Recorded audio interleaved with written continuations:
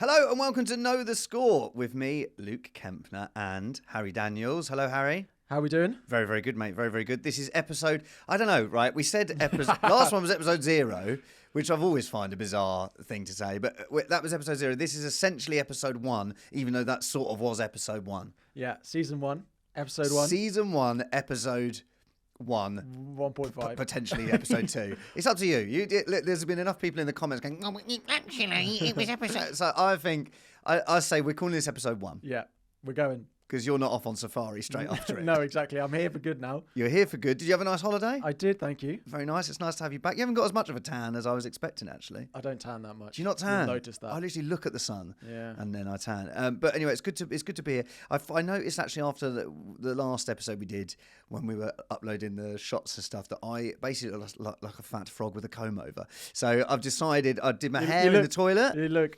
The beard's grown a bit more. No, I don't. Right? Yeah, the beard's there. You now look like beard's a grown. frog I've lost with a about comb 3 over. stone. What are you talking about? I looked like someone out of a boy band that where they've gone like, look at him now. Oh, he looks a state.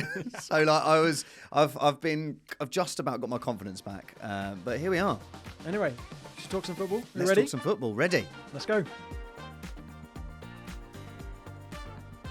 So, 3 weeks into the season, international break. Sorry, mid-coffee, starting the podcast. We'll get more used to things as we go on. 3 weeks like in. That. People like that. Keeps it real. Things starting to heat up and things starting to go. Quite a lot of it's gone as expected. There are a couple of things which haven't, which I'm sure we'll talk about. Mm-hmm. I think the best place to start, Everton 2, Bournemouth 3. People were saying it's one of the biggest comebacks or the most surprising comebacks they've seen in a Premier League game in quite a while. We spoke about it on our first episode that we just thought like Everton would find ways of winning games. And I looked at this game when they went 2-0 up and I was like, yeah, we spoke about them getting relegated, but they'll just find ways to win games. And then this was massively concerning if you're an Everton fan. Mm-hmm. Not only did they concede 3 goals late on, all 3 of those were from crosses, which is what Everton are meant to be good at. So that game was massively alarming. I've been quite impressed with Bournemouth. Much more, we spoke about again, they need to recreate Solanke's goals. They look like they're doing that a little bit. A few different players, Sinistera, Semenyo coming in with them. But yeah, Everton, this has to be... They're naturally slow starters in the Premier League. They often do it. But that was the specific one that I thought... At the end of last season, they would have finished that game 2-0. And to lose it 3-2, still on 0 points, has to be a concern, right? It could have even been more. You know, Pickford actually made, where he was making some mistakes, he also made some very good saves. It could have been 5-2. There was one person I do want to give a shout out to that would have enjoyed that a lot. I don't know if you saw this. That I'm trying not to give them promotion, but there is a company that do a thing where you can predict 6 results. Oh, yeah. Right, for free. If they want to sponsor this, they can as well. If they want to sponsor it, I will mention them. But like, if you predict them correctly, then you win £1 million. Yeah. Right? I don't do it because there's no chance that would ever happen. But one guy did it this week. So imagine having 2-0. He's got 3-2 Bournemouth. It's 2-0 with like 7 minutes to go. And he's, oh, well, I've got every other result and I'm not going to win £1 million. Could you imagine the feeling of seeing those goals go in? Yeah. I know I can't imagine the feeling, but unbelievable. So I suspect he's happier than any Bournemouth player. So good for him. I'm not shocked at the result just because Everton have started so badly. And I part of me sort of wants to take a different look at it, which is for the first 80 odd minutes, they look great, you know, and they create lots of chances. Calvert-Lewin scoring, like all of those things. If that finishes 2-0, you're going, fine. Everton are all right. Maybe Calvert-Lewin's found a bit of form, you know, because you're looking at, I know we'll get there, but you look at Ollie Watkins, you feel like Ollie Watkins needs a bit of a game where just something goes in off his backside or whatever, and then the confidence can come. Yeah. But I hope for Everton's sake that just because what happened doesn't completely derail them, because surely Dyche is going to have to go in and go, right, we forget about that. We forget about the last 7 minutes. Forget about it. We were great for the first, you know, and hopefully that will give them a chance to build from that, because there was a great first 83 minutes. Yeah. The fans, it feels pretty nervy though. That's the thing. Like again, at the end of last season, I'll keep referencing it, where they won like 2 or 3 games on the bounce. Felt like the crowd were massively up for it and massively behind them. It feels much more nervy now that they just worry that things like this are going to happen. And there was, I think, scenes at like the train station afterwards where players, they were going home and like the fans are absolutely heckling them. And Neil Maupay was loving it. Yeah, probably. Probably he was there joining in. Yeah.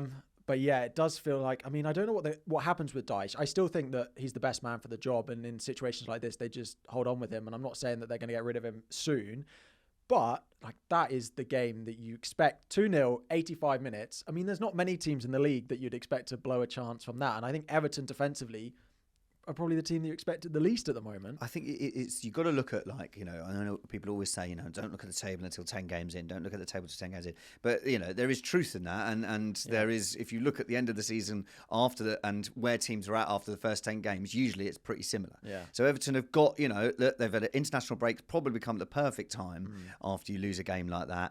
And, my worry for Everton, they've got such a small squad and they've only got about 14, 15 players. So it's not like a lot can change. But, Dyche, all they've got to do is just say, well, we've got to forget about the last 10 minutes and then we've won a game and we've got 3 points on the board. So I'm not going to write them off yet. Yeah. But they certainly don't want to be going into next season with their lovely new stadium that looks like a giant Tesco Extra. But they want to be. Yeah. They've obviously it's got to be sorted ASAP. Yeah, absolutely. Well, I mean, we'll talk about some other teams that they're going to have to hope that there are other teams that do worse than them and start worse than them. Like I remember it last year, like you reference FPL, but we all started with Jordan Pickford in our teams, right? And they were awful for the first 8 weeks, and then they got going after that. So maybe we see that little bit of a turnaround. And last year, obviously, they had the points deduction as well. Well, they haven't got that this year. Not yet. Not as we record. No. I'm sure things are going to turn around for Everton. There are a few other teams down at the bottom which we'll get to, which look shaky. We'll get to those in a moment. But we'll start next at the top of the table, or not the top of the table anymore. Let's go Arsenal 1, Brighton 1. I don't think there's any other place we can start apart from the red card. So I'll let you say your 2 pence and your thoughts on it first before we get into it. Because it has a massive impact on that game, right? If Rice doesn't the next game. The red card. Do you know what? The biggest thing about it is there's so many facets to it because I just think if football is going to be like that, then that is awful, right? And I know people go, well, it was a red card. It was red. There's a guy at my work who he looked, and I said to him, yeah, but I said it wasn't a sending off. He goes, well, it was. It was, wasn't it? Kick the ball away. And I'm like, all right, yeah. Well, but if you want football to be like that, fine. But I don't. There's people that that spend. I know people spend a lot of money on football. But there's people who travelled over. They might get to see one game of Arsenal every 5 to 10 years, and they come over and the game's ruined like that. Yeah. I agree. I think it is worth, caveating that in theory, by the letter of the law, like it is a yellow card because he's gone to take the free kick and he's nudged the ball away. However, as you say, we don't want that. Like we don't. Did you see it live? How often does it happen? Did you see it live? I didn't see it live. So I saw it live and I was like, he whatever happens, he nudges the ball away about 3 millimeters, right? And then he gets booted by Veltman, like proper booted up the backside. Yeah. And I was watching it going, oh, he's going to send him off here. Like, what is going on? And then you could slightly hear the players. Yeah. Because I don't know why. Like sometimes you can hear him on the mics, and you hear Danny Welbeck going, "No, second yellow card." Yeah. And I'm like, oh, that guy Welbs, man, you're one of our boys. Shut up. He's going. Is a second yellow card. They've clearly been sent out in the second half. Been like, there's a few Arsenal players on yellows. Get one of them sent off if you can. And if you actually look at the pitch when he went to take that quick free kick, there's no one he's passing the ball to. He's trying to kick Declan Rice. There is no one playing. There's no one up front. Welbeck and João Pedro are both nowhere near where that ball is going to go if he connects with it. He is not playing that pass to anyone apart from trying to. It's the inconsistency of it. I know a lot's been mentioned about João Pedro. Wow, Pedro in the first half, where he boots the white. And I remember seeing that at the time, and thinking, oh, do they not get yellows for kicking the ball away anymore? Because I remember that being a thing like 5 to almost 10 years ago. It was like, oh, he always. I mean, I remember flipping Robin van Persie getting a yellow card because he'd shot, but after the whistle had been blown. I thought, oh, maybe they don't do that anymore. I didn't realise that they had specifically been told at the beginning of this season, if you kick the ball away, you get a yellow card. So he doesn't get a yellow card for that. And then you get a second yellow. Yeah. And surely there are 10% more of a parameter of whether you're going to get a second yellow card. And the ref, the way he looked at him, Kempner, just like, sorry, mate, what can I do? Yeah. You've got to go. I don't want to do this, but you're gone. Like, I hate that. Yeah. It's like you didn't have to do that. You didn't. And you've just ruined a game of football. No. And fine for Brighton, they came back. But I actually thought Arsenal did pretty well after it. Not to move on to post it. But outside of the red card, which, the big thing I think is consistency. And you see it, like we see it with fouls at corners and stuff like that. And consistency is the big thing that I'm sure we'll bang on about throughout the year. But you will never see it again, Harry. That kind of decision will never, ever, ever happen because they'll this be season. told that that's not. Yeah, we don't want that. But that's fine. And you go, oh, good, it will never happen again. But it's happened for Arsenal, and we ain't got Declan Rice for the North London derby. Yeah. So we've lost 2 points against Man City. You're going to win every single game, right? And then Haaland's got to score a hat trick in every single game. Haaland's got to, that nothing's going to change. They're going to win, and Liverpool are going to win every single game. Yeah. It's a nightmare. And then, but we've lost him for the derby. So we've lost him for a game and a half because the ball was kicked against him, right, when he couldn't see. So the ball was thrown, I know, I'm livid. Thrown, hit his ankle. He turns around and he sort of nudges it out of instinct. Right, and it annoys me. People going, I've gone off, but it annoys me. People going, no, Declan Rice was stupid. He's got a fit. Oh my, shut up! He literally goes, meh. And his second yellow, he's sent off. Now they've lost him for the derby. Brilliant. This is part of the reason that being a Chelsea fan is fantastic, because we have nothing on the line ever. Yeah. That, like a decision like that, you're thinking, oh, that might cost us the title. I sit here like, nah, I might finish 7th. I might finish 8th, and I'm like. Apart from the red card, yes. To be fair, yes. I've actually been impressed with. Let's start with Brighton. I've been pretty impressed with them. Hurtzler's looks like he's doing a fantastic job. We know last year they struggled a little bit with European football, and they don't have that at all this year. And they've got reinforcements. They've got a lot of their players back fit and available. I'm quite excited to see what he does. 31 years old, and yes. Okay, the red card, but he's put up very good performance against you. They They won against Manchester United as well. They've looked very good so far this season, and they look exciting to watch. So, credit to them. Credit to them. Haven't finished my rant yet. Hertzler annoyed me actually because he comes out in his press conference and he's like, "Yeah, it's a red card. You look at the letters of the law. It's a red card. He kicked the ball away. It's a red card." If it was the other way around, Arteta would have done the same. No, thing. he wouldn't. Yes, right? He'd have gone. Don't tell me. I don't want to see red cards like that again. Don't tell me. It's a disgrace. Like, I want managers to come out afterwards. It was happened last season with Postecoglou. He was like, he needs to concentrate on the game, mate. He needs to focus on his team, mate. And then it happened. Then he got a load of decisions against him throughout the rest of the season. He's going, we've got to sort the inconsistency of these referees out, mate. Like, it always happens though. When it's your team, it infuriates you. But when it's someone else, it's. But they don't. But nothing would change if Hertzler came out and said, "Yeah, I mean, I wouldn't want to see red cards like that." Yeah. And what is people going to go, oh, right, we'll replay the game then? Yeah. No, it's done. Yes, he's doing very well. Brighton seem to do it every single time they get a new manager. They've got someone lined up. The complete opposite of Man United, where like they bring in a new manager that can fit into the system. They don't just go and spend hundreds and hundreds of million pounds of players. James Milner plays every single season. And, it's very encouraging for them, which every season you seem to think, oh, Brighton are going to have a bit of a drop-off from the season before, and they're not. Again, they were great. Having said that, I do think if Saka had been a bit sharper... There were a couple of chances. Odegaard had been a bit sharper. Yeah. I think Arsenal could have been 3 or 4 up. And then you take... That's the thing with Arsenal, is you've got to take that refereeing decision out of the game. Yeah. Be 3 or 4-0 up, and it doesn't matter. Yeah. It doesn't happen. It's true. It's true. We haven't spoken actually since you've signed one of our players, Raheem Sterling. Yeah. Interesting signing that. He seems well up for it. Slightly annoying because I text you going, what do you think about your Chelsea's business? Yeah. And you didn't reply for 2 days. That's fine. And then you did reply and you said, I think we've done well, right? So I'd like you to elaborate, right? How are you feeling on Chelsea's transfer dealings as a whole? As Chelsea's transfer dealings, I think we've done fine. Like, I'm excited by Pedro Neto. I think he's a good signing. Yeah. I am, unpopular opinion, happy that we didn't sign a new striker. Mm-hmm. Now, there is rumours that we didn't sign Ivan Toney because they don't think he's a big enough upgrade on Jackson, which is debatable. But I'm one of those fans. I quite like Jackson. I understand he's maybe not the best footballer at the moment, but I quite like him. And there is part of, as we've spoken about before, and the sentimental aspect of a football team and liking your players. Yeah. We didn't shift off a whole load of players that we quite like on deadline day. Like Gallagher went, but that was kind of always going to happen. Mm-hmm. Palmer looked good. Madueke was the big one for me. I'm happy he stayed, and he looks electric at the moment. And I do look at that midfield, sort of attacking midfield and strike partnership, and do think there are lots of goals in this team, which has not always been the case with the Chelsea team. We've been relying on, last year, we relied a lot on Palmer, right? And I still think Palmer will have a fantastic season, but I think we now have a front four or something that is going to help him and share the goals around. I didn't think we needed massive strengthening. Like, I think our squad is good. We just need time to get it to gel. Yeah. You didn't do very much business in terms of mass players. You've gone Sterling, Calafiori, who at time recording picked up a slight knock for Italy. Apparently he's fine. Okay. But yeah.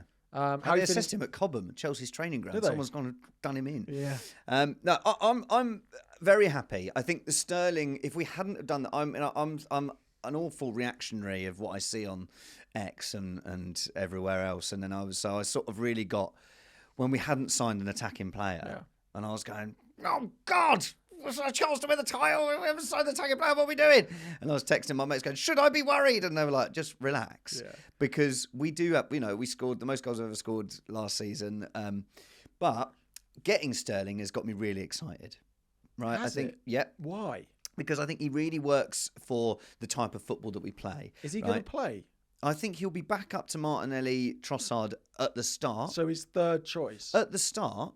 But also Trossard can play centre forward, as can Sterling. He always used to play centre forward when Aguero wasn't fit, which was a lot of the time. But you've got Havertz and Jesus to do that. Yeah, but also we haven't got, straight away in the North London derby, Havertz might have to drop back because, Marino's got munched by Gabriel in his first training session and has broken. What is it with players that we sign that immediately get injured? Like Timber the season before, now Marino's like broken his shoulder. But, so we've got basically no one to play that left eight unless they play Nwaneri, who's about 14. So Jorginho? He hasn't started Jorginho yet, and he started Partey every single game since last season when he's been fit. I'm interested to see what does happen because a Jorginho Partey midfield 2. To be fair, like the Spurs midfield is probably their weak point, like that. But they create a lot of chances. I mean, I wouldn't be surprised. Like Maddison and Kulusevski against that midfield 2 could cause you problems. Yes. I think our defence can handle it, but I do think they're going to create a lot of chances. But I wouldn't be surprised if he went. I think with Sterling being at the training ground for the last 2 weeks, I wouldn't be surprised if Sterling starts. I wouldn't be surprised if he starts Sterling on the left and starts Trossard up front. He's done it before. I wouldn't be surprised if Havertz is dropped into that left 8 position.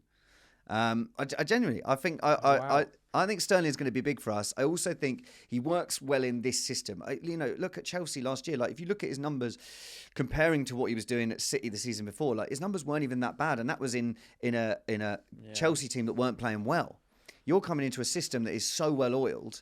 And I think Sterling's a great player. I think and also, wow, the deal's amazing for us. Yeah, it's like there's no loss in this situation. We're paying 40% of his wages, so the reports say. Yeah, Chelsea's going to pay for the rest of it, and it's only a year. If it doesn't work out, it doesn't work out. I think it's great. Yeah, I mean, I'm seeing him in a Chelsea shirt enough times that, like, I'm not certain of it. But then I saw Kai Havertz in a Chelsea shirt enough times that I probably thought the same. So.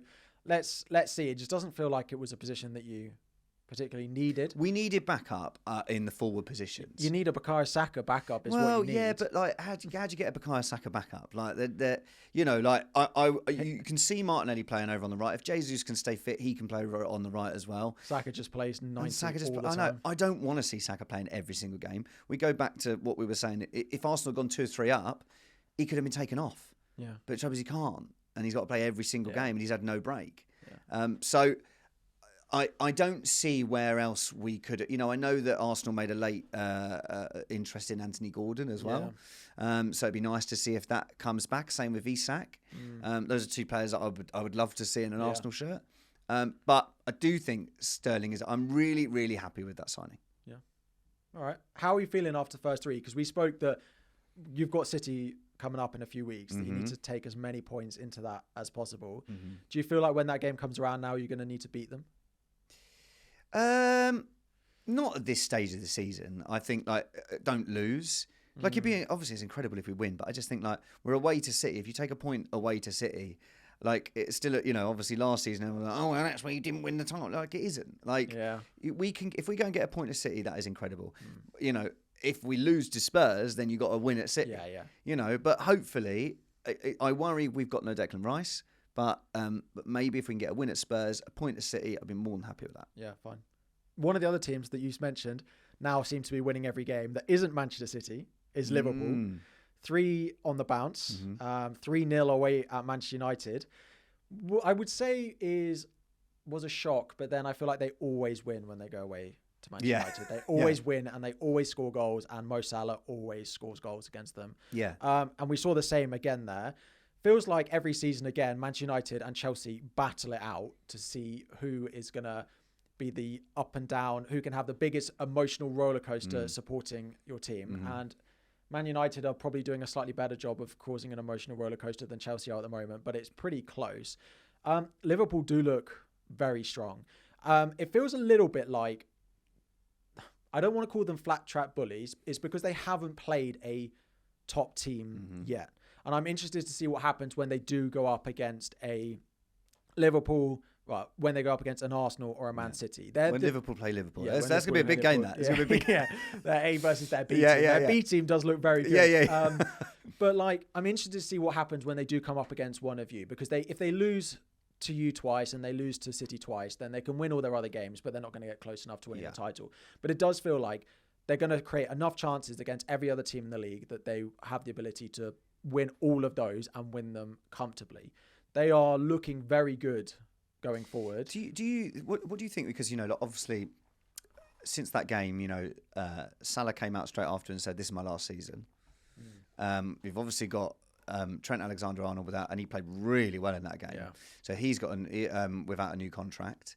And Van Dijk without a new contract. Do you think that stuff? Because as an Arsenal fan, when we had Ozil running down his contract and Sanchez running down, like, you see performances that can really go off. Do you think that could affect them towards the end of the season, unless they sort those contracts out? No, I don't know. I feel like with Liverpool, they are such a tight unit that it's probably going to do the opposite. That they'll want it in their final season more than they want it if they've got future years to go. That if they know that it is Salah and Van Dijk's final seasons, they will, and like Trent as well, like they will. We've got to do it for Trent. Yeah, we've got to do it for Trent in his final season. Yeah. I don't know, man. I think they've started incredibly well.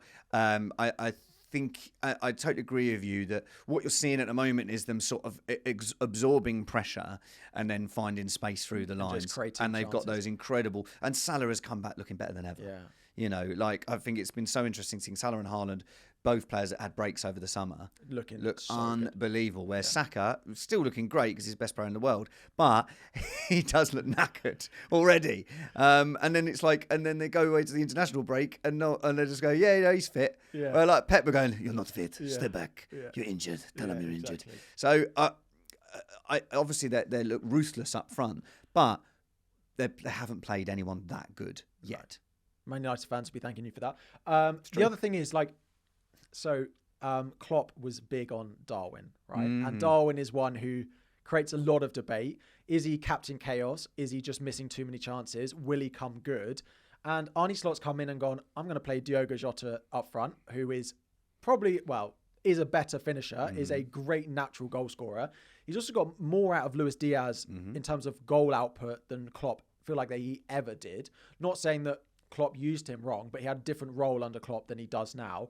That front three feel like they are more clinical than when there was Darwin in it. And Darwin's hardly getting any minutes out of nowhere. But Darwin is a player that you would, I feel, as any manager, you'd like to have as a player that you can bring on. It reminds me sort of a bit like Adebayor. Like, this is a guy that can be unbelievable on his day.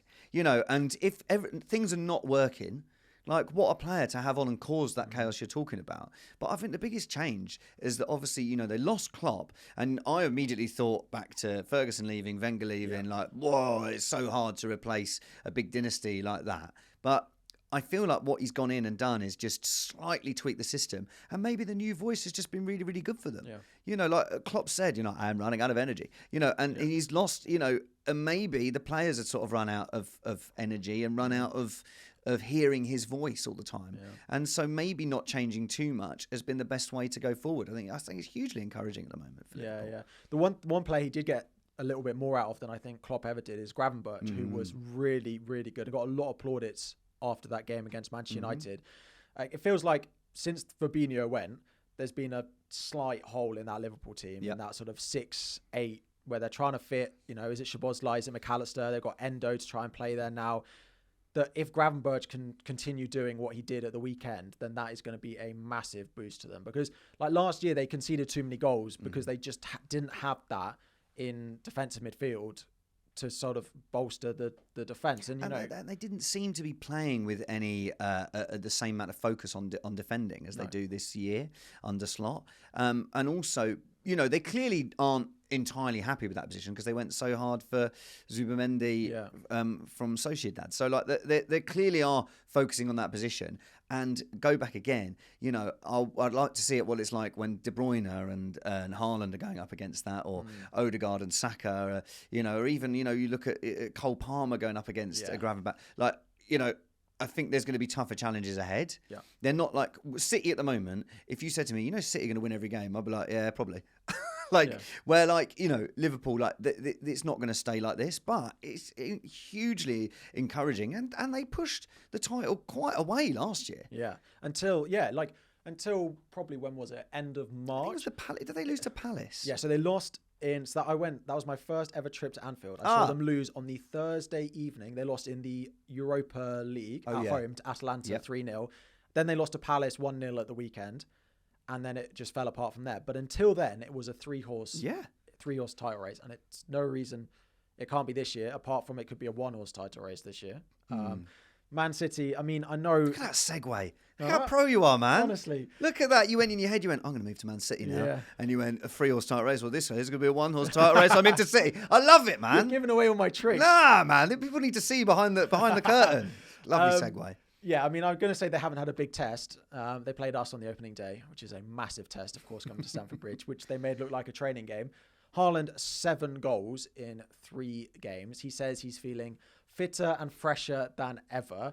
And that's a pretty scary thing to hear, given how good he has been over the past couple of years. The only thing that is good for them, because as we've spoke about, they didn't really sign a backup. They sold Alvarez, and they do kind of need him to stay fit. They signed Gundogan, who they've used in a false 9 sort of role there before. But it is just difficult. I mean, they will drop points. Hopefully when they play Brentford twice, we got them this weekend, they seem to always drop points to them. So we'll see if it happens again. But Ivan Toney's the one who normally does that. It is just difficult. I'm sure they will drop points, but even in the West Ham game, I'm sitting here as a pessimistic Arsenal fan. I still can't believe we're in any title races ever, but we have been the last 2 years, and think, well, Man City's going to win every game. But if you look at that game, it went to 1-1. And actually, Kudus hit the beans on toast, and then that could have been 2-2 at that point. Yeah. Yes, it looks like 3-0. Haaland scored another hat trick, and it all looks very easy. But that very easily could have gone a different way. So, Man City look incredible at the moment. Yeah. They will drop points, I'm sure. Who on earth is going to take them from them? That's the thing. Yeah, but Haaland just being absolutely flawless. I was reading that the numbers he was putting up last year was some of the lowest he's done since he was at Dortmund, and he was still putting up numbers of like a goal a game. So he has now a goal a game. Yeah, in the Premier League. He's scoring a goal a game, but he's putting up 2 goals a game on his XG. Yeah. And so before he was putting up XG of 1 goal a game, and then he was scoring every 2 games. Yeah, yeah. And it's like, and I remember looking at Haaland last year going, well, bit injured, not performing. He still was top goal scorer. And now he's going to get Messi over Ronaldo numbers. Yeah, I mean, we've never seen in the Premier League. No. I mean, City are looking like this. Phil Foden hasn't played a minute of football yet. Rodri hasn't played. Yeah, and they're only going to get better. One person who has probably benefited from a few of those players being laid back, who's looked fantastic, is Rico Lewis. Pep speaking very highly of him. Feels like we thought Oscar Bob might be that project for Pep this year. It was that youngster, and he may well be when he comes back from injury. But it feels like Rico Lewis, with Kyle Walker being laid back, we're starting to see maybe the next step of... How old is Kyle Walker now? Old, but he ages like a fine wine. Yeah. But I think he's sort of 34 or something like that. Yeah. He might maybe Google that, check I'm right. But yeah, because we've always with Pep, he seems to play, and we know this from FPL, you can see Pep with a Man City youth player that you're like, oh, he's so cheap and he plays for Man City. Yeah. Let's get him. And then Pep drops him. Yeah. So there seems to be like that worry with Rico Lewis, but he looks so good and helps their attack so much. And I've really been interested seeing De Bruyne start a season fit as well. Yeah, so Pep is doing something quite interesting, I think, with De Bruyne this year. Like, he's obviously understands that he's going to play against a lot of low blocks this year. And if you look at the heat map against West Ham, it's like he played left 8, right 8 for the whole game.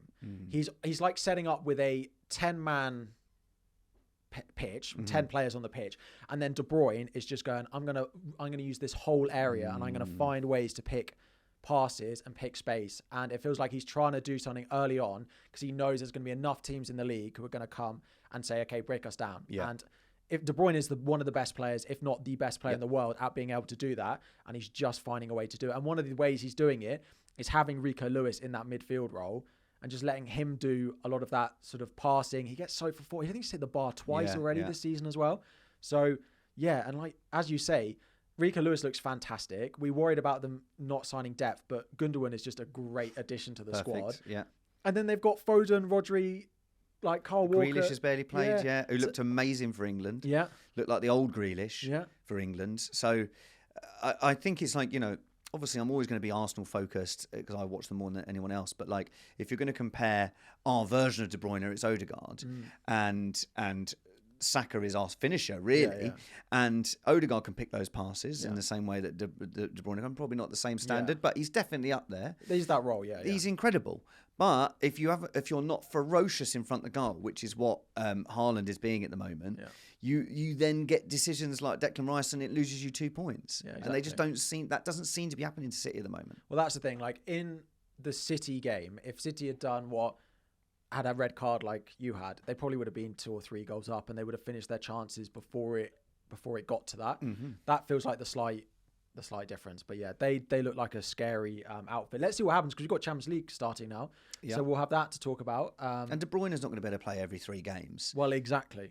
Whether they don't play him in the Champions League games as much. But I think what's going to be interesting this season about the Champions League, so since we last did episode 0, I've got my head around how the Champions League works and what the impact is going to be. And I think what the impact is going to be is you're not going to see as many dead rubbers. No, well, exactly. It's going to be until the last. That's kind of the point and that's good.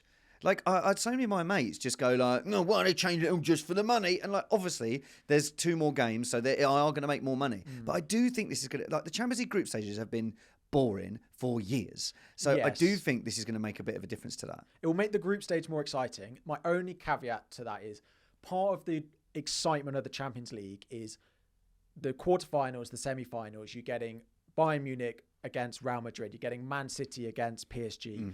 The fact that that's going to happen occasionally in the group stage just is a bit like, does that take the shine away from the knockout stages a little bit? I completely think that it improves the group stage if you look at it as the group stage, but I just think that, when we get to the quarterfinals and we're seeing, Dortmund against PSG and you think that's a great game, but we've already seen Bayern Munich play Real Madrid in the group stage. I think that's a very fair point, which I've not thought of. I do think that's a very fair point. And also, what I do worry about is what it does to the Premier League, in that you can't just play your B team. Like Man City, even the great Man City can't just play their B team in the Champions League because you're playing teams that you won't be able to beat with your B team. Like when Arsenal, even last season, you're playing PSV. Like you can play second string teams and second string squad and still have enough to beat them. Well, I certainly don't think Arsenal are going to have that. No.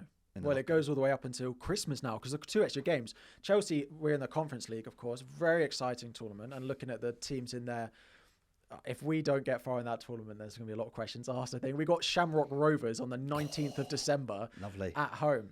Nice tie that's going to be. But lovely to play a Shamrock Rovers. We have a whole second squad, as we've spoken about. Yeah. We will just get a run out. Well, we talked about last time was like, could Chelsea just submit a completely different squad? But Cole Palmer's not in it. Yeah, he's not even in the squad. Not even in the squad. Yeah. There are a few of the others. Like we played our qualifiers and there was a whole host of changes. So we will see a lot of that, particularly for the games where on paper we should win. So to be honest, it might be a good thing for us. It will give us the ability to focus on the league whilst also giving all of these players perfect. Absolutely perfect. With a squad that big, like you want a tournament like that. Yeah. Because also it doesn't matter if you go out of it anyway, essentially. You get laughed at a little bit. Yeah, but a little bit. Well, we're already being laughed at. Yeah. But I'll defend the Conference League because I have people like, I have a mate of mine who's just like, Chelsea in the Conference League. I'm like, well, look what it did for West Ham, like, and their fans, and like, and I think it's incredibly elitist to just go, well, the only good tournaments are the Champions League and the Premier League. Like, everything else is rubbish. Like, what have we become? You've got a lot of friends who are very negative about they football. are. That's what happens to blokes when they get into their mid-30s. They just get miserable about everything. Yeah. Oh, everything's rubbish. I know, but like, and this my mate that I'm talking about, like, he doesn't even support a team. Yeah. He's just a football fan. Yeah. I know. So he's already bizarre. I don't understand how that works. No, nor do I. I've been asking it for years. And he's a from weird Birmingham, dynamic. so I was like, I'll just support Villa. What's the matter with you? But he randomly, he quite likes Man United because he remembers like the late 90s. But his thing is just, it's like, being very negative about the Conference League. And I just think, well, listen, we can't just only celebrate the top tournaments. No. And so I think it's great for Chelsea. And I think, what it did for West Ham 2 seasons ago, like, it was fantastic. So let's celebrate the Conference League. It's a lovely green. Yeah. And so I'm behind it. But if Arsenal playing it, I won't be watching. Well, exactly. That's the thing. We had tickets to our Conference League game the other day, and it was a friendly. And I was going away the next day. I was like, oh, this feels like a lot of effort for this, but I will be there. We had Palace in our most recent fixture. We drew that 1-1. It was like a classic tale of Chelsea and a classic tale of Palace. This game, we were really good in the first half. Like, the way we finished against Wolves, where we scored 6 goals, it felt like that. We were creating chances. We controlled the game. Second half, it fell away. And then Eze does what we've spoken about Eze loving to do. They still feel like they have at least one more gear to get to, though. They have probably been the team that haven't started the season as well as we thought they would. Now, we spoke a lot about what's going to happen with Elise now that he's gone. Are they going to miss him? I feel like they obviously have. Mateta was late back. There's been this whole, Gay saga. Anderson was actually the one who ended up leaving and going to Fulham. Maybe they needed this international break to sort of restructure a little bit. I still think they'll have a great season, but they've definitely started slower than we thought that they would. I think the Mateta thing is key in that it's not like he came back late like Carl Walker and Declan Wright. Like, he was in the Olympics. Like, I mean, he was literally about 3 days before the flipping season started. So, I think they will take time. Glasnow's a very, very good manager. I really like what we saw at the end of last season. Palace are going to be fine.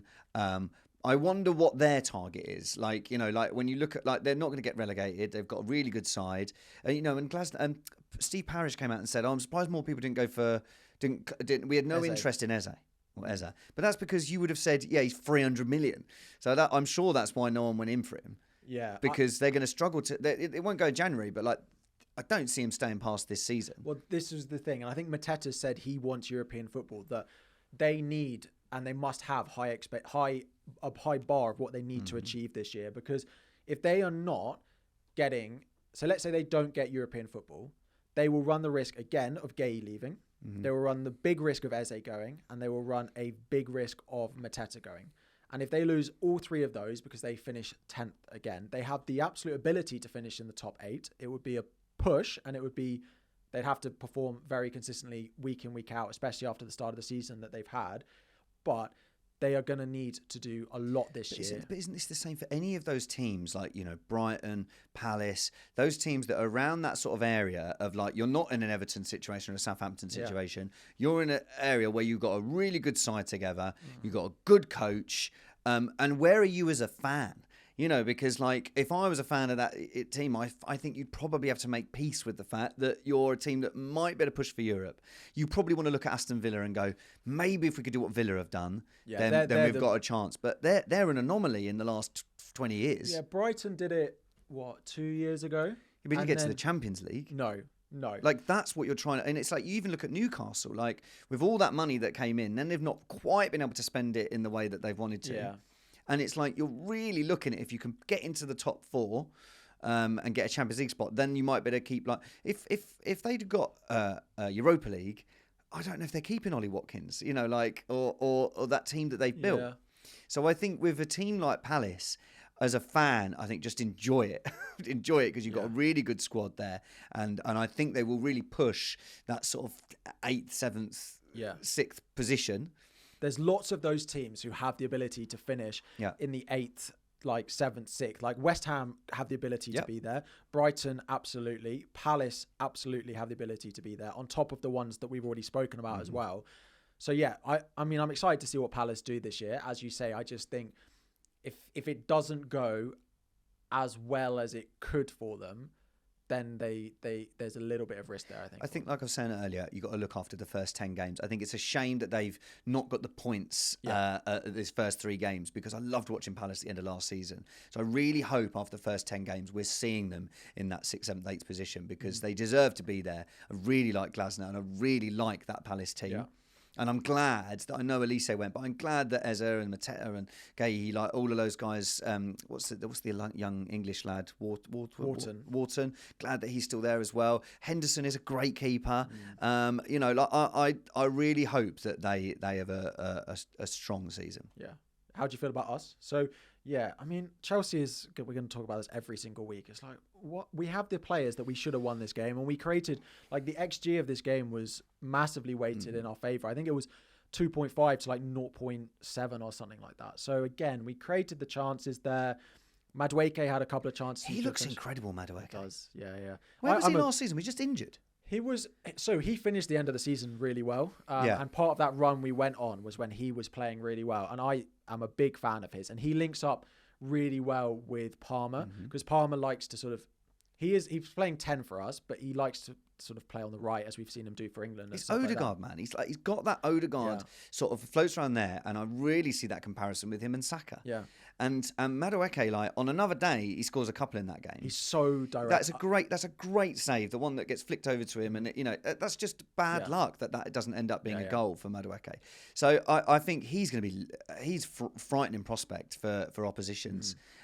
We don't see many wingers like that so much. It is partly like Pep has changed football quite a lot, because it's about keeping the ball. It's about how well you defend when you're a winger. But you don't see that many wingers who are direct. Like, he gets the ball, and every single time he gets the ball, he wants to go past the fullback. And we saw it against City on the opening day. One of the few players who wanted to create some chances. He wants to be direct. And now on the other side, we've got Pedro Neto, who wants to go and do the exact same thing. And it feels a little bit like, I mean, Sterling's different. He doesn't run at defenders so much like that. His positioning is fantastic, but he's not direct. And now that we've suddenly gone from, I can't remember, like we had Mudryk as well on the other side, Mudryk and Sterling, and like Werner previously, to having Pedro Neto and Madueke, feels like we're just going to create a whole host of chances. What you see against players like that is teams doubling up on them. Yeah. But it's like, if you can get the ball over to the other side as quickly as possible, then teams aren't going to be able to cope with it. It's interesting, because I don't think you see that as much from Pep's sides. I know Doku does that a little bit, and Mahrez did it. But I feel like even with Arsenal, you know, Martinelli is not beating players like that, like he used to. And, you know, Grealish went into Man City, and it seemed like that sort of came out of his game. So I'll be interested to see if Maresca has still got that kind of mindset, is to keep them. I don't think Madueke has a second option. No. I don't see. Nor Neto, really. No, I don't see.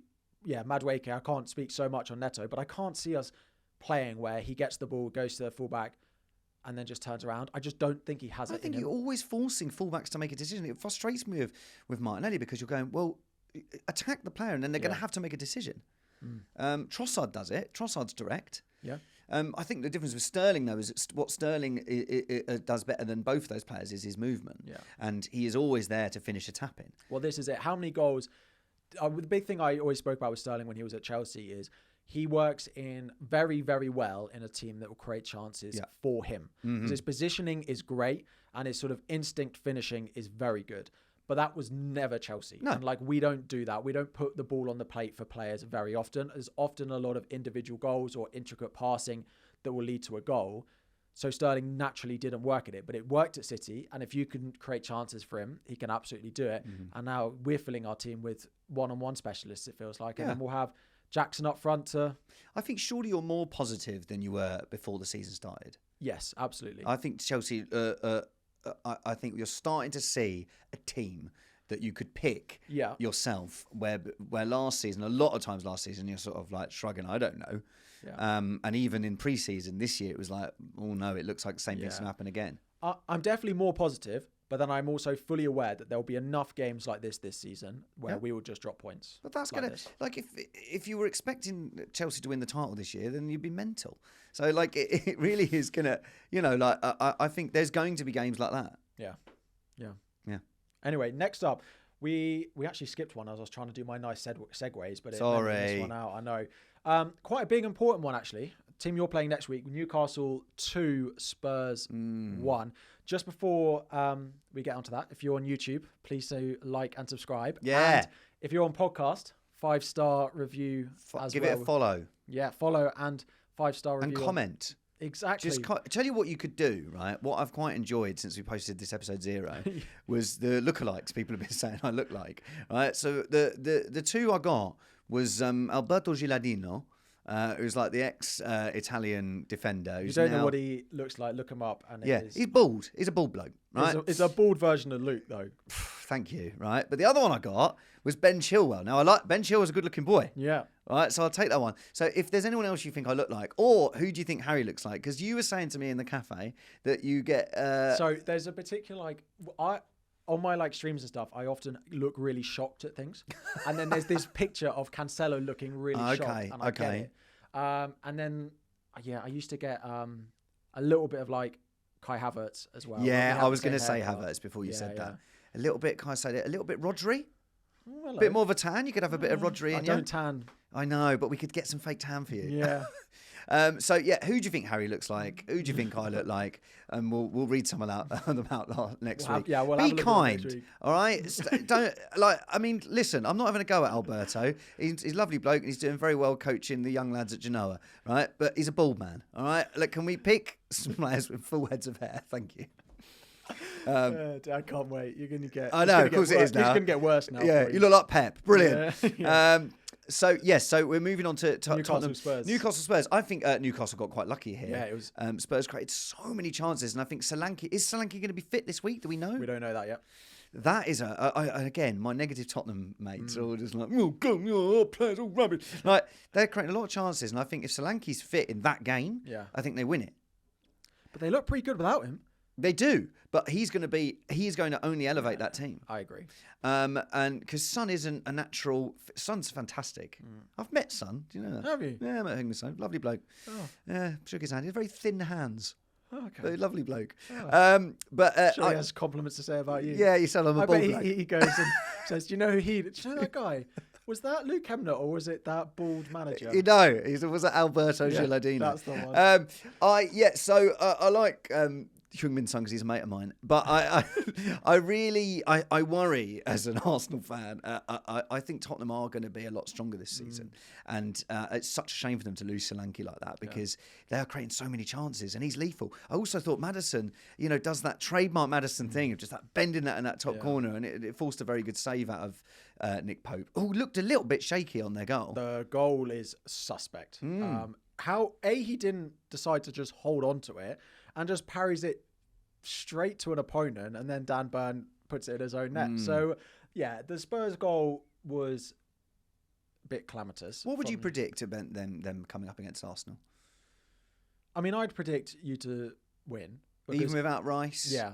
No Marino? Because I just think that I know City will bulldoze past teams, but I just look at every team and I'm like, how are you going to score against Arsenal? How are you going to score more than one against the Arsenal team? And yes, Spurs are great scoring goals, but whoever it is, I still think that teams will struggle to score enough goals against you. But on this one, Newcastle were lucky. The XG is really close, but they had a 0.8 XG chance for the Isaac tap-in. So apart from that, they didn't create. They've definitely been a slightly slower starter than we thought they would do. Particularly Gordon, slightly late back from the Euros. Isak maybe not quite hit the ground running, but again, Isaac scored 4 goals in the international break. So he's fully up to speed. I've sold him in my FPL. So have I. Great. That player that's just scored. Yeah, fantastic. I think as well, it's such a shame this international break. Why couldn't you have given the players an extra 2 weeks off? Yeah. Got rid of this international break, and then players could all be. How many players have been saying they came back late? They're not. They're not fit, and it's like, well, why do we have to start the season with all these players not fit? I'm fully on board of scrapping the international breaks and making it a month. Yeah, fine. Just like take a month of the year and put all the international games in that month, and don't make us put up with international breaks in and throughout the season. No one wants them. No. I've never met someone who goes, "Oh, I love it. I love international breaks." I can't wait for the international breaks. We've got 3 games in. And I thought, do you know what we need? Ireland. Ireland. Yeah. That's what I want. You know, like, and I want to see 11 substitutions. Yeah. I live for it. Yeah. Like, it's been so infuriating. And it's a week earlier this year as well. Like normally it's after 4 games and 3 Premier League games and then a straight international break. Yeah. But yeah, I mean, Newcastle have been hampered a little bit. Shah got set that red card in the first game. So he'll be back next game. No, he's got one more game. One more. Yeah. Yeah, so still no, like, Botman's still not there for them as well. We still no Trippier as well. So quite what's going on there, we don't know. Barnes looked good, though. Barnes, a player that you look a bit like Harvey Barnes. Do you think? Yeah. Look in the camera. Harvey Barnes. He's a player that I thought Tottenham should have gone for when they went for Maddison. Just should have done the buy one, get one free. So you buy one, you get one free. So I think Barnes looked good, and I think if he can stay fit, obviously makes a big difference to Newcastle. Look, they're going to be fine. They've got a great team. But they're another team, like I sort of touched on it earlier, that are in that position of like, well, you know, if they don't get Champions League, like, what does that mean? Is Eddie Howe going to go for the England job? Like, I don't know. It's a weird season for Newcastle. I don't know where I think they're going to finish. Yeah, I feel like this game didn't actually like teach me very much about either team. Like, Newcastle always beat Spurs at home. They almost always score more goals than they did this time. Newcastle have started the season a little bit slower than we thought.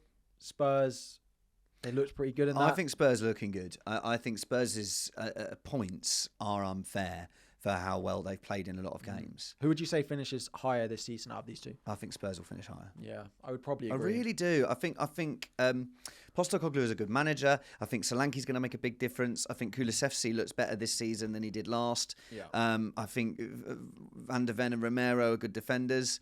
I think, what's he called? Dragovic, the guy that came in for Dragovic, whatever he's called, came in for Van der Ven. Like, he's not as good, you know. And like, so when they've got Romero and Van der Ven, Vicario's a good keeper. Like, I honestly, I think Tottenham are going to have a good season. They it was the Maddison injury that kind of derailed them last year a little bit. So if he stays fit, but also like, I feel like they've got a little bit more depth in it now because now they've got a striker. That means that Son doesn't have to play there. Yeah. It means that Son can play out wide, which means that Brennan Johnson plays the other. So now they've got Kulusevski as a backup. That Solanke, although it's added them a focal point, it's kind of helped their depth a little bit. So interesting, again, once that starts, they don't have a massive squad. So how does that play into them? Whereas Newcastle have no Europe at all. So when we get to like Christmas and Newcastle are playing, because the thing that derailed Newcastle last year was Champions League. And now they've got one game a week where Isaac can just play every 7 days. Whereas like Solanke, I feel like at Bournemouth, Solanke played, like the injury that he's got now, I don't know why. I am under the impression that if he had the same injury at Bournemouth, he probably would have played. We had that period from towards the end of last season. January, February, where he didn't train ever and he just turned up and played matches. And I feel like if he was at Bournemouth, he would have played these games. And maybe I'm completely wrong with that. But I wonder what happens when there is Champions League, Europa League. What's like Europe? What's going to happen? And I think as well as Spurs fans, and I really wish that the boards would connect with their fans in this way. Spurs fans would love to win the Europa League. They'll find something else to complain about next season, won't you guys? But so it's not like when big sides end up in the Europa League like Liverpool have done recently and Arsenal, where you can sort of go, all right, we can use it like Chelsea are going to use the Conference League to just give some other players some minutes. Like, I think Tottenham just go full out for it. You know, who cares if you finish 9th but you win the Europa League? And go into the Champions League. That's amazing. And I imagine all Spurs fans would want. And they're totally capable of it. Yeah, they'd want any trophy over European qualification. Absolutely. And it gets you into the Champions League anyway. They do have the team to do it. Yeah. They do have the team to do it. I'm close to saying I would love to see Tottenham do it, but I don't know if I mean that. But I just feel like their poor fans deserve a little bit more joy. And the Europa League is something they totally could win. And that's a big trophy these days. You know, with it giving you Champions League qualification, it's so much bigger than it used to be. And the semi-finals, there's good sides end up in those semi-finals. Particularly because you get the drop-downs from the Champions League as well. Is that happening the same this season? So it's like the top 16, then the middle 16, and then the bottom 16. I'm already bored. But it comes in. Charming. But I think, so I would love to see Tottenham focus on that a little bit more. Yeah. Next up, we spoke about the top of the table, and we also spoke that there are some teams at the bottom who feel like they need to do a little bit more. And I feel like the number one is Southampton. They look worrying. They like the 2 opening goals that they gave away against Brentford, the 2 Brian and Burma goals, which we'll talk about him in a moment, but that was alarming. Like that's like, even if you're giving away chances like that in the Championship, they would concede goals like that. They don't look like they're creating enough chances. They're playing like Ben Brereton Diaz and Adam Armstrong up front, and they look like they're 2 players playing like on their own up front. There's no link up between them. Defensively, they look all over the place, and everyone keeps saying, well, they keep the ball really well, and they're going to have so much of the possession, which they are. Like these games, they had more of the ball in all of these games, but they don't seem to be doing anything with it. I bet they're making so many mistakes. Mistakes is, and the thing is like if you can't play out, if you haven't got the players who can play out from the back in the Premier League, it's fine. And I didn't watch them in the Championship last year, but it's fine if that can work in the Championship. But the Premier League is such a big step up that if you can't do that, you look at what happened to Burnley last season, you are going to get relegated. Yeah. Because you can't be making that. Ramsdale will dig them out of some holes. He's a fantastic keeper. He's going to have a busy. He is going to make a lot of saves this season, but he can't do everything. Ramsdale makes more saves this year than any other keeper in the league. Yeah. I reckon he'll be top. But the trouble is, if they're picking pockets of their centre-backs, he ain't got no chance. No. He might not save them. It just goes past him. Yeah, well, that's what I mean. So I think, I wonder whether he's going to change it, because you can't. You're going to get relegated if you play like that all season. They look nervous. Now, let's see how, back in the Premier League, it is a lot. You've got your first few games. You want to find your feet. So let's see how it goes over the next few, and maybe they'll turn around. But right now, they look too nervous and too shaky to think they'll get anywhere that isn't 20th or 19th, I think. Yes. I mean, listen, it was Ramsdale's first game. That partnership with the centre-backs is going to take a little bit of time to build and that sort of thing. So maybe it will change. And, I'm a fan of Southampton, again, like sort of old school Premier League. But I was really worried for them, the way they were playing. On the other hand, Brentford just continues to look good. They got the Ivan Toney deal sorted eventually. It's weird he was there. Yeah, the final game. Did you find that a bit weird? Little goodbye. I found that a bit weird, that. Yeah, but he has done so much for them. Yeah. And he is like... Brentford have produced some, on a side note, incredible strikers over the years. Like Watkins to start. Yeah. Then they had Mopai, who... was amazing for them when he was in the Championship. And then Toney as well. And now they're developing Brian and Burmo and Visa as well. And we saw it at the beginning of last season when Toney was suspended, quite how good Burmo and Visa were. And they look like they want to do it again this year. I just think they'll have another good year. I don't think they'll bat an eyelid that Toney's gone. No. I think it's been interesting. I've seen a lot of people sort of say this, that if Burmo had a better head of hair, if he didn't look like Alberto Gilardino, he might have... people would be talking about him more in the same way they were talking about Toney. But because, like, what are his numbers like matching up to Toney like? Because he looks absolutely fantastic. Yeah. Like his data, like beginning of last season and when Toney wasn't there, like his data and his output is fantastic for them. And he will have, I wouldn't be surprised if he scores 15 goals this year. Yeah. And he'll be on penalties for them as well. And he gets outshone because they've got Toney, who's an incredible penalty taker. But first half of last season, when it was him on penalties while Toney wasn't there, he was finishing them just as well as Toney ever was. So, and then Visa as well looks great when he plays through the middle for them. So again, impressed with them. And I think they will have another strong season. I mean, and intrigued to see quite how far they go. You could probably put them in the bracket with having the ability to go and challenge for the top half. Maybe they won't. Maybe they'll be the one out of, Brighton, Palace, West Ham that we've spoken about that doesn't quite do it. Maybe they're missing that third forward to go and completely push it. But yeah, again. It's a shame though in some ways that, like a lot of the media focus on the top teams, and you look at that, we've just mentioned 4 teams that are really impressive. They're really well-run clubs. They're producing players that sometimes get bought for big money and go on to play in bigger European competitions. But it is really going to be interesting to see how those teams do this season, because they're so close to just breaking into those top European spaces. And teams like Tottenham, if they're teams like Chelsea, teams like Newcastle, if they're not careful, can so easily be overtaken by those teams. Yeah. And there's so many of them now that they're very likeable as well. Yeah, much more likeable than my football club. Well, they are. Yeah. The one who did it last year, was Aston Villa. They have started the season a little bit slower and particularly Ollie Watkins. His finishing, he's obviously, as you said at the beginning, he needs one just to go in off the post, off any part of his body, and then it will get him up and running. But I think his slow start has sort of highlighted the Villa slow start. They got 3 points here. Yep.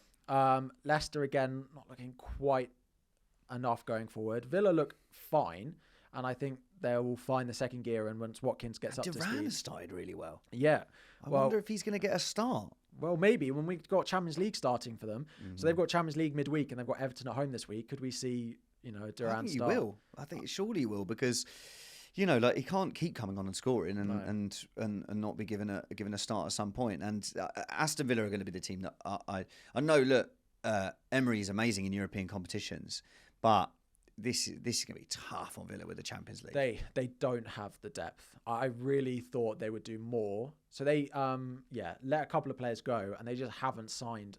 They have virtually no depth in that front line. Like Duran is the only one. They've signed Traore, haven't they? Is that what I mean?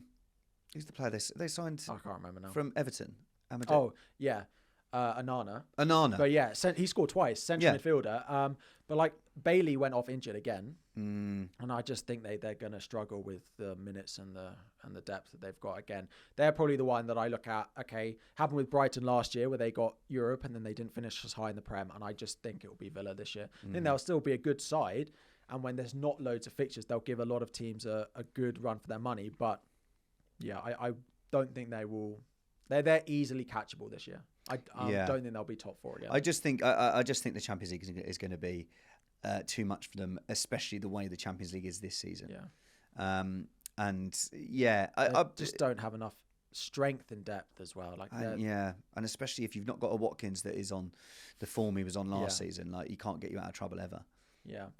We did speak about, we had Leicester in all of our predictions to go down. They've cleared their points deduction, which came out of the blue the other week. Seems to have found some loopholes. So they look like they're safe there in terms of points deduction.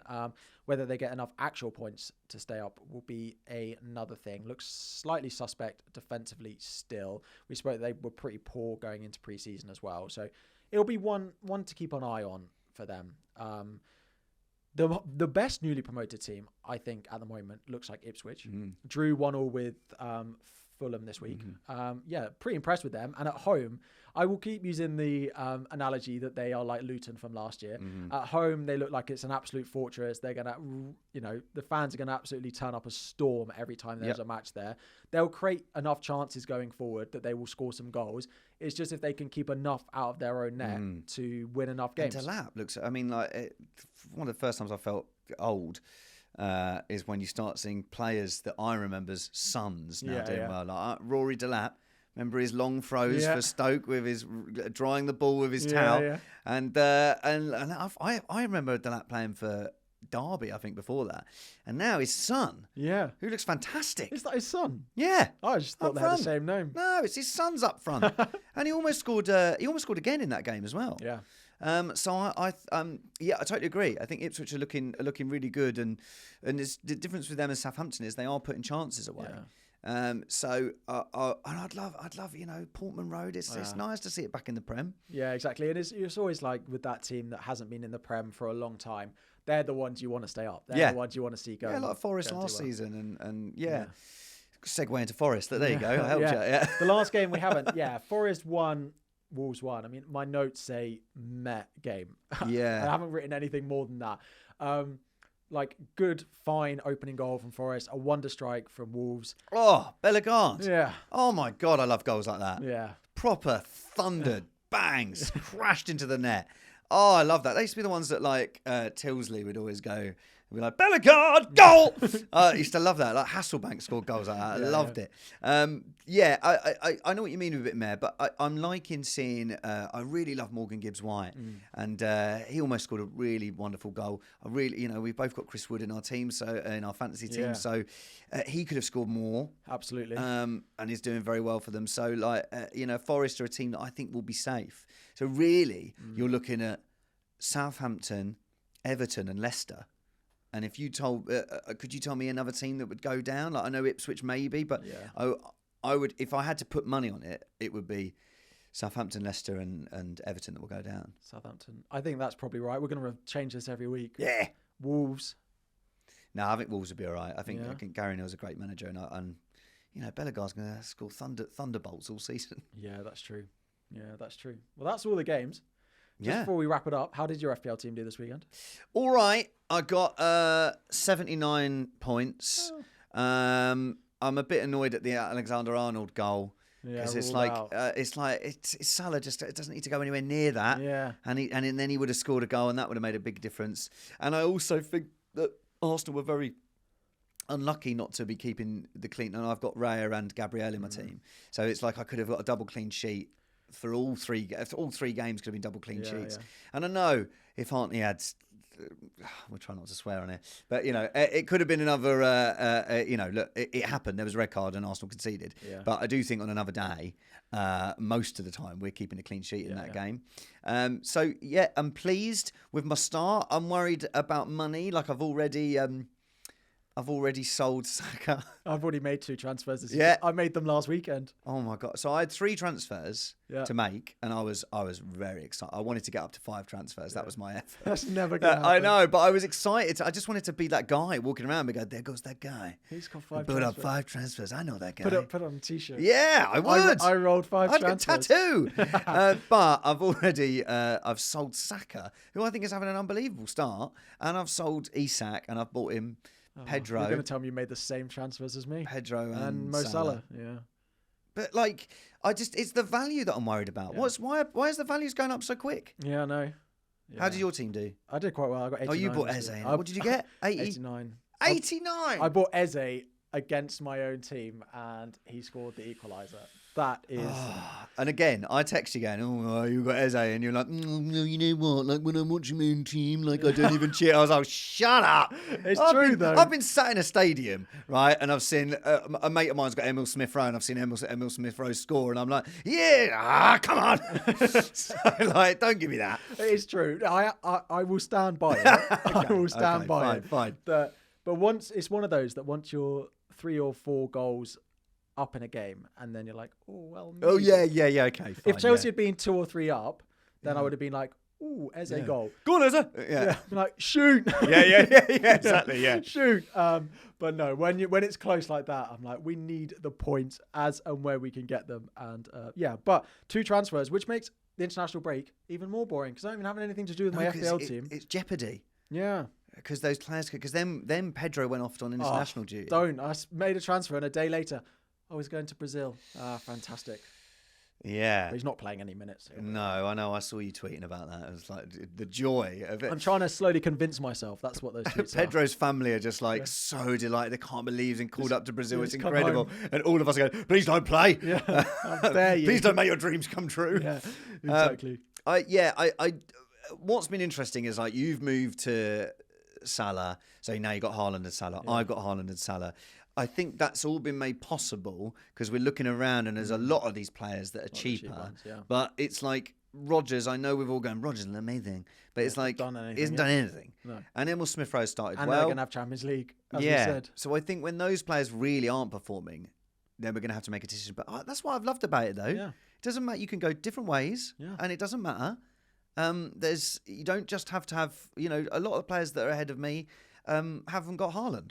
And he scored 2 hat-tricks. I know. To be fair, he scored a hat-trick and then Salah went and matched his points. I know. And I was like, what good is 41 that? each. Yeah. I'm doing this. Haaland scored 7 goals in 3 games. I'm so glad I picked him. Salah scored the same amount of points. Anyway, this is not an FPL podcast. No, but yes, but a good start. Yeah. I'm 1 point off in my mini league. And that's all I'm focusing on. All right, we'll get one created between the 2 of us. Yes. Then we'll see if you're 1 point off. Yeah, great. Yeah. Anyway, that is the 10 games from this week. We'll be back every Monday now. Every Monday. I'm not going anywhere. No. You've got me for the long run. So we'll be back every Monday. The episode will be up on a Monday evening for you to enjoy, whether you're on YouTube. Again, please do like and subscribe. And if you're on podcasts. Spotify, Apple Podcasts, illegally downloading it, just go for it. All right. Also, 5-star reviews. Send in your lookalikes as well, because they have been quite fun to read, and just anything you want us to chat about, like any feedback.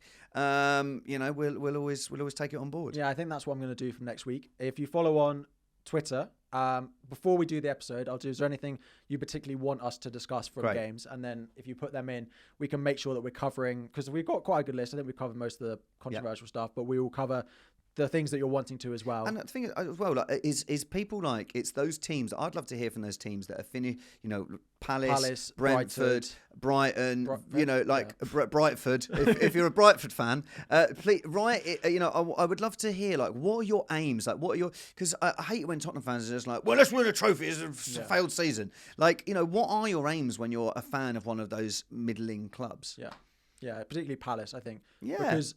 Like Brentford, Wiesen and Bournemouth, they might stay long term, but I think Palace have the big risk of manager and key players going. So it'll be interesting to hear what they've got to say. Yeah. We'll be back every week. We'll have another round of Premier League, and we'll have the big North London derby to talk about this time next week. Yeah. Score prediction? I think we will. I think we're going to lose. Wow. Not just draw, lose. I think Spurs are going to win 2-1. No. I'm such a pessimist with North London. I think I get too scared. 1-0. You think 1-0? Yeah. I think if Rice was fit, I think we'd win. Rice was not suspended. Yeah. Sorry. I'm going to go 1-0 Arsenal. Yeah, you can stick that out as the clickbait. Yeah. We'll repost it after the game, depending on how it's gone. And all Arsenal fans can call me miserable. That's fine. I'm protecting myself. Yeah. Always good. Yeah. Set a low bar. Absolutely. Yeah. Then you can't be disappointed. Yeah. But we'll see you again next week, guys. Thank you very much. Thank you.